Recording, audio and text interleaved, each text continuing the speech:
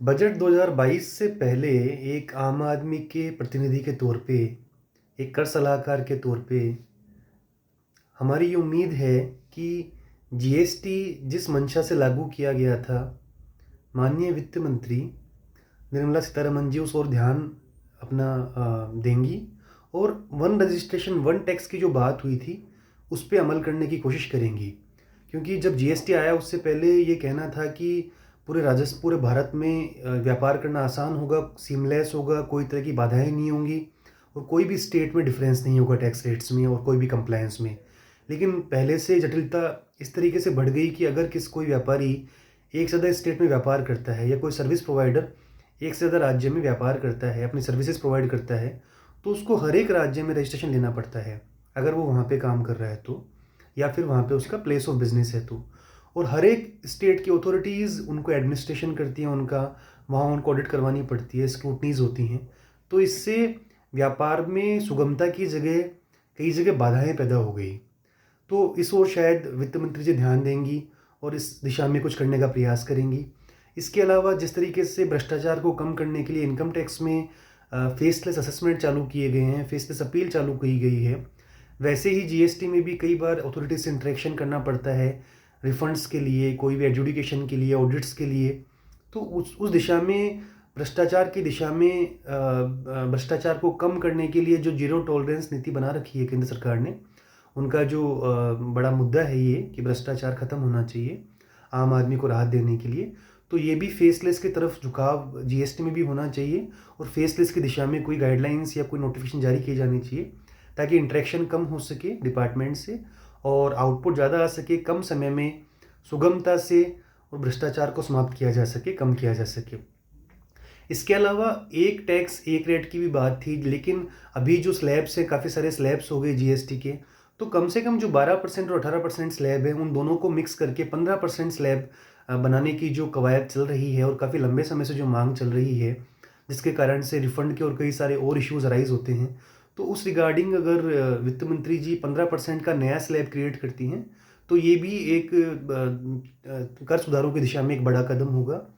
इसके अलावा भारतीय जो एक्सपोर्टर हैं, निर्यातक हैं, राजस्थान के जो निर्यातक हैं, वो सभी लोग आज एक बड़ी परेशानी का सामना कर रहे हैं कि चाइना ने पूरे वर्ल्ड को एक्वायर कर लिया, पूरे वर्ल्ड मार्केट को।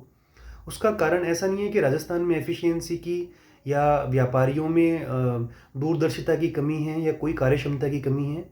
केवल चाइना में जो नीति है सरकार की, वो एक्सपोर्टर्स को प्रमोट कर रही है, उनको इंसेंटिव दे रही है, उनको सब तरह की बाधाओं से, परेशानियों से वो दूर रखने का प्रयास करते हैं।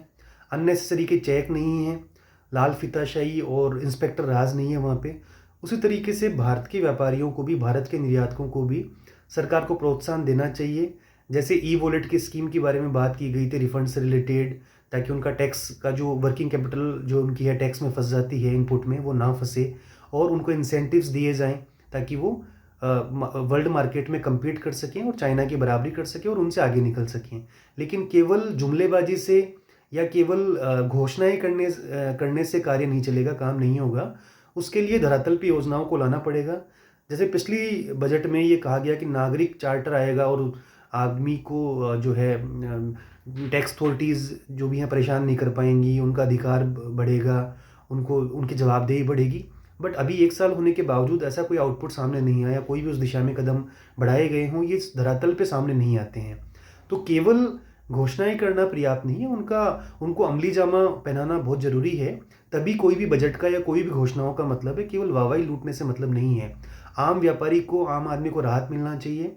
बजट जो कोरोना कोविड-19 के कारण 2 साल से जो व्यापार की स्थिति है वो बहुत डामाडोल है। सरकार कह रही है कि व्यापारियों को, सभी उनके श्रमिकों को जो कार्य कर रहे हैं उनको भुगतान किया जाना चाहिए, बिना कटौती के उनको टैक्स पे किया जाना चाहिए। बिल्कुल अच्छा दिशा में कदम है, लेकिन इसके लिए सरकार को कोई प्रयास भी करने होंगे, केवल कहने मात्र से काम नहीं चलेगा। अगर व्यापारियों को खुद को आमद नहीं है, अगर उनका व्यापार नहीं चल रहा है, उनकी सेल नहीं हो रही है और उनका टर्नओवर नहीं आ रहा है उनके पास में, अगर वो प्रॉफिट नहीं कमा पा रहे हैं, तो वो कैसे सैलरी बियर करेंगे, कैसे सैलरी पे कर पाएंगे। तो सरकार को केवल वाहवाही लूटने के लिए कहना पर्याप्त नहीं है। सरकार को व्यापारियों को राहत देनी चाहिए, कोई स्कीम ऐसी लानी चाहिए जैसे और सरकारें भी ला रही हैं वर्ल्ड विश्व में, वैसे भारत सरकार को भी इस दिशा में कदम उठा के और इंसेंटिवाइज किया जाना चाहिए लेबर पेमेंट्स के लिए और सब चीज़ों के लिए। इसके अलावा मैं एक ध्यान और आपका मतलब मेरी एक उम्मीद और है कि अपीलेट अथॉरिटी जो है, अभी फर्स्ट अपीलेट अथॉरिटी जो commissioner appeal, additional commissioner appeal है, उनके बाद में अपील करने का जो अधिकार है करदाता का, वो अपीलेट अथॉरिटी को है, ट्रिब्यूनल को है। लेकिन अभी तक भी ट्रिब्यूनल बहुत सारे स्टेट्स में नहीं बनी है। तो 4 साल जीएसटी को पूरे हो चुके हैं, 5वां साल जुलाई में कंप्लीट हो जाएगा, उसके बावजूद अभी तक अथॉरिटी तक नहीं बनी है। और जबकि इतनी सारी रिटर्न्स और इतनी सारी कंप्लायंस सरकार एक आम आदमी से एक्सपेक्ट करती है, एक व्यापारी से एक्सपेक्ट करती है, तो खुद पहले एक स्टेप जो है वो खुद को उठाना चाहिए। Because charity begins at home. सबसे पहले सरकार को अपनी कार्य प्रणाली में सुधार करने की ज़रूरत है और तुरंत ट्रिब्यूनल्स को कॉन्स्टिट्यूट करके और वहाँ जो मेंबर्स हैं उनको अपॉइंट करना चाहिए, ताकि त्वरित तरीके से टैक्स विवादों का समाधान हो सके और आम आदमी को राहत मिल सके। तो कई सारे ऐसे क्षेत्र हैं जिन पे सरकार को तुरंत ध्यान देने की ज़रूरत है, वित्त मंत्री जी को तुरंत ध्यान देने की ज़रूरत है। और उस दिशा में हम उम्मीद करते हैं कि उन्होंने, उनका जो दूरदर्शी विज़न है, उन्होंने कई सारे ऐसे कदम उठाए हैं स्ट्रिक्ट, जिन्होंने कई सहूलियतें प्रदान की हैं। कर चोरी को रोकने में भी उन्होंने काफ़ी स्ट्रिक्ट कदम उठाए हैं। लेकिन उन कदमों से कई बार समस्या ऐसी होती है कि 5 लोग अगर गलत हैं 100 में से, तो उन बाकी 95% पीपल हैं उनको उससे सफ़र नहीं करना पड़े, जैसा कि अभी हो रहा है। उन्होंने जो फेक इनवॉइसिंग और कई तरह के ऐसे मिनेस हैं जो बहुत ही दुखदाई हैं और जो बहुत परेशानी पैदा करते हैं, बट कुछ लोगों के कारण, सभी लोगों को उसके कारण से जटिलताएं का सामना करना पड़ रहा है। तो सरकार को जो ऑनेस्ट टैक्स पेयर है और जो सही तरीके से काम कर रहे हैं उनका उसी तरीके से सपोर्ट करना चाहिए, और जो लोग गलत काम कर रहे हैं उनका उसी तरीके से उनके अगेंस्ट में स्टेप्स उठाने चाहिए। यही सरकार से उम्मीदें हैं, और उन्होंने जैसे और दिशा में कदम उठाए हैं, पहले भी घोषणाएं की हैं, उनको अमली जामा पहनाएंगे वो, और नई घोषणाओं के साथ, एक नए विज़न के साथ में, एक नए भारत के निर्माण में वो योगदान देंगे। यही हम सबकी, या कर सलाहकार के रूप में, चार्टर्ड अकाउंटेंट के रूप में हमारी उम्मीद है वित्त मंत्री से, और वो उम्मीद शायद वो पूरी करेंगी। इसी आशा के साथ में हम बजट का इंतजार कर रहे हैं।